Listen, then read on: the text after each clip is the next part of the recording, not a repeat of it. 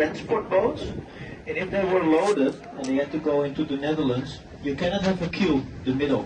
You know the sort in the middle, the queue? It's too deep, and you get stuck in the bottom. So what did the Netherlands do? If they would go with a boat like this, and they would go in shallow water, if the wind blows, you put the swords down, and then you're going straight ahead. You cannot be blown away by the wind. That's why we use these swords that you see on the boats.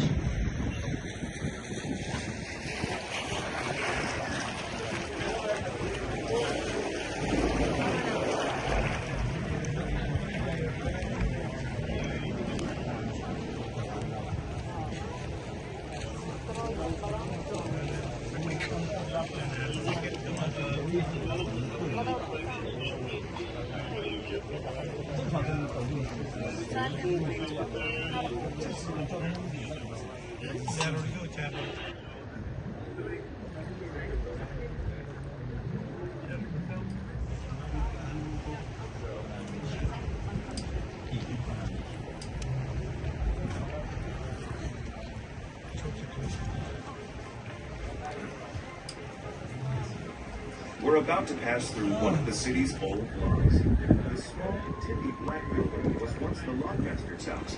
It's now a pub and cafe full of 17th century charm, stone floors, wooden benches, and exposed ceiling rooms. Its outdoor patio.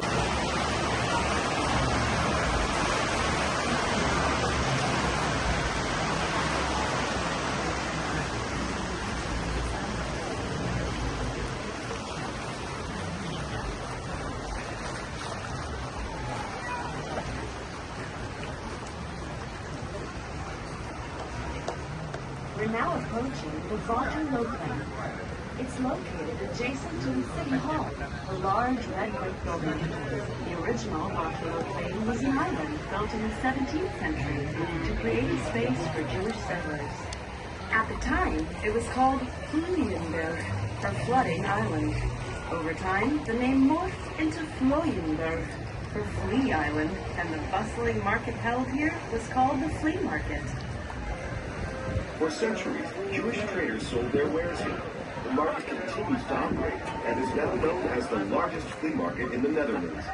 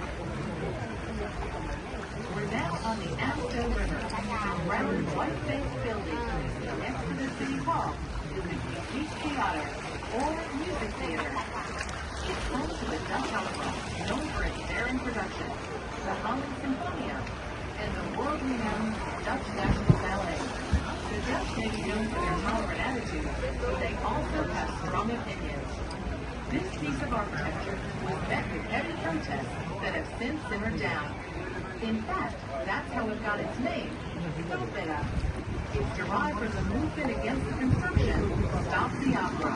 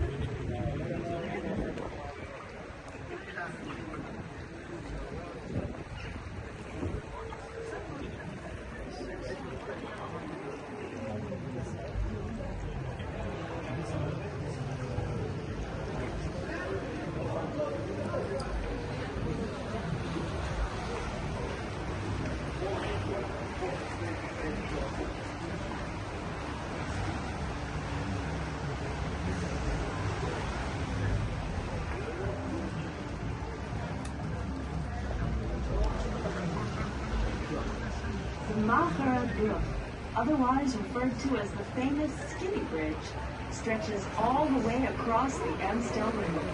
Of Amsterdam's 1,500 or so bridges, this is the most famous. It dates back to the 17th century and was likely a narrow footbridge.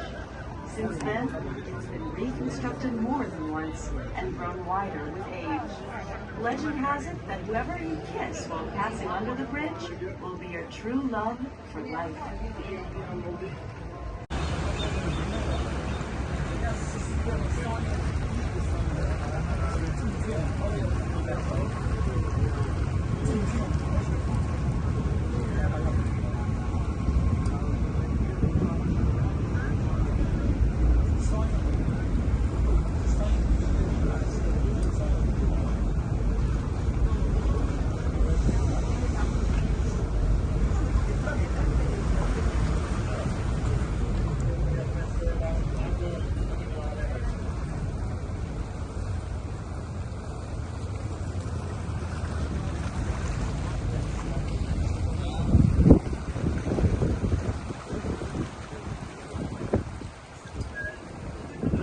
Central Station, the transportation hub of Amsterdam, is built on 3 artificial islands and is supported by around 8,600 wooden workers.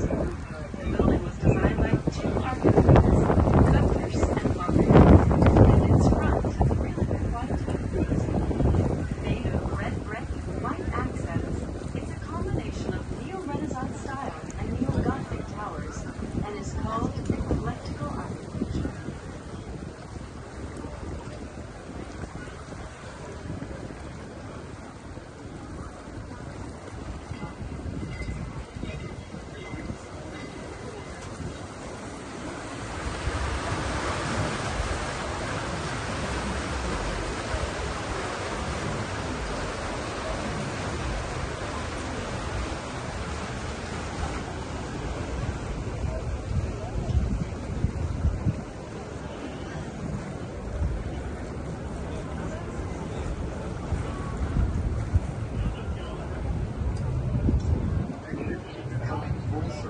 We're now approaching Dam, the original mouth of the Amstel, and nearing the end of our cruise. It's here where the Amstel once met the king, and at present dreams of building a future as strong as great city. Here, their ingenuity and hard work paid off. That first dam across the river started a series of events that led to the incredibly beautiful and picturesque Amsterdam we're able to enjoy today.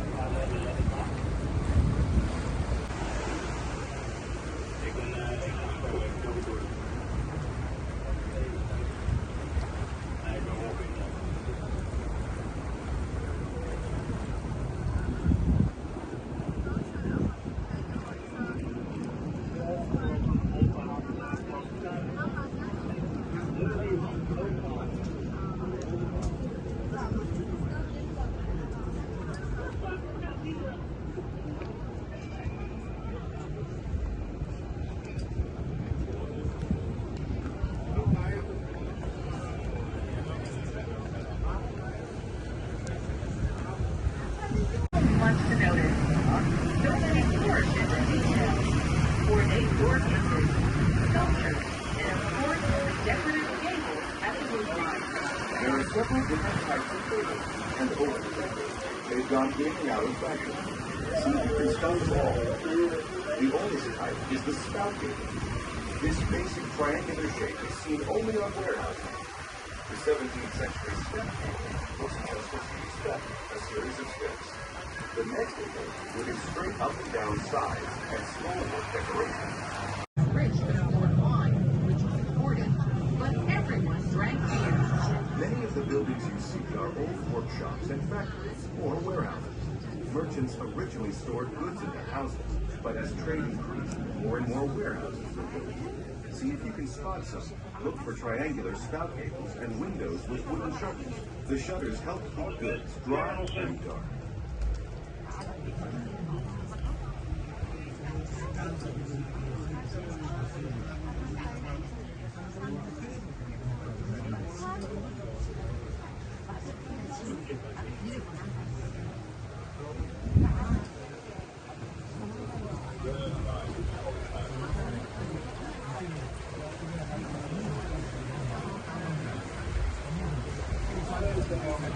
Ga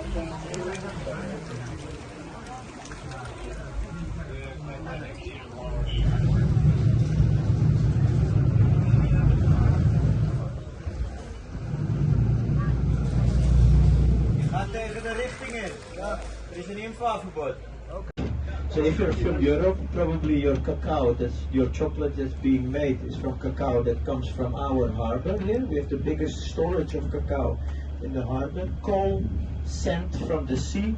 All the sand from the sea comes here and then it goes to Netherlands or other places where they are building. And yeah, if a big boat like this would sink and all the transportation will stop, it's going to be a little bit of problem for the Netherlands and our neighbors. Yeah, look, this is a gas boat, this transports LNG. Yeah, so, what's funny, all these, so we have a couple of buildings. We have the black and white building behind us. This is actually a very nice thing to go to. They have the highest swings. Yeah, the boat is a little bit wrong now to see it. Maybe if you stand, you can see the swing. They have the highest swings of Europe. The highest swings of Europe, and they go over the edge.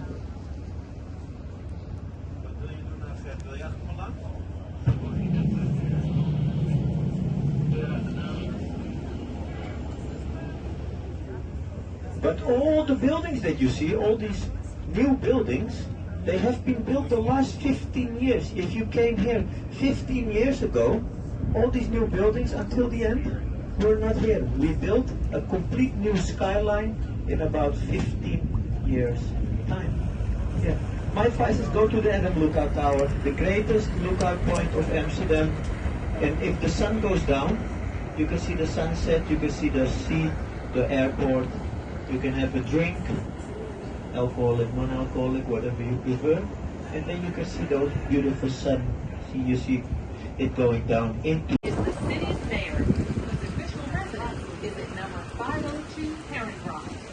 Look for the great facade with white columns just before the bridge. The golden age of the 17th century was a stellar time for Amsterdam. From politics and the economy to arts and science, everything flourished. And the city was now the West India Company. And the profits from trading staples like grain and exotics such as spices, porcelain, precious stones, and textiles were enormous. Now let's look back in time to the 17th century. Imagine a colorful scene. Gentlemen in fine clothing on the streets, speaking different languages. Elegantly outfitted ladies stepping down into horse-pulled carriageways. The clatter of wheels on cobblestone. And dare we mention it? Unpleasant waft of sewage coming from the canal. Building restrictions on houses no more than 6 feet wide. But those who could afford got around this by buying 2 adjacent lots and building a double house. Some of these double homes even had 2 different facades. There was no restriction on depth, and with 20 to 40 rooms, a large private garden, and the coast house behind that, mansions often stretched all the way over to the next street. We're now at the so-called Golden Bend of the Herring Drive, the most lavish section of all. Imagine going into one of these sumptuous homes. On the first floor, an elegant entrance hall with marble floors, high ceilings, and chandeliers. Mirrors were strategically positioned to create an illusion of even more space.